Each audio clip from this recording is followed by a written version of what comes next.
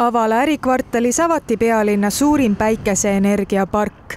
15 000 ruutmeetril paiknevad päikesepaneelid suudavad tagada 30% kogu ärikvartali aastasest elektrivajadusest. Aastaseks toodanguks me oleme arvestanud ligi 1100 megavatt-tundi. Arvatavasti esimestel aastatel, sõltuvalt küll väikselistest päevadest, näeme, et me suudame rohkem toota, aga 10 aasta keskmisena me oleme näinud 1100 megavatt-tundi natukene peale. Tänu sellele projektile on Tallinna linn kindlasti väga palju rohelisem.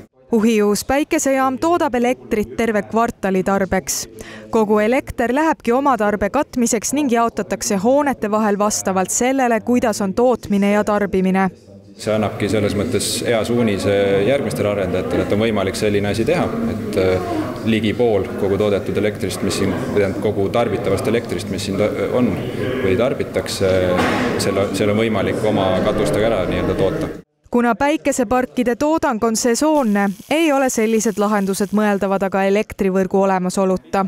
Üks ei välista teist ja pigem nad täiendavadki teineteist. Et kui päike toodab, siis kui päike paistab, ehk keset päeva.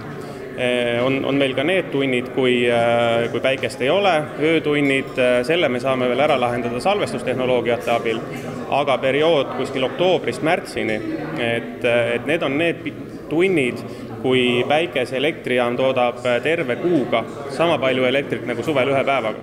Kaamos jätkab tulevikus ka teistes arendustes lokaalsete energiatootmislahenduste loomise ja investeerimisega. Päikesepark koos kõikide kõrvalkuludega maksis ligikaudu 1 000 000 eurot. Paneelide oodatav eluiga on 35 aastat ning investeeringu hinnanguline tasuvusaeg 7 aastat.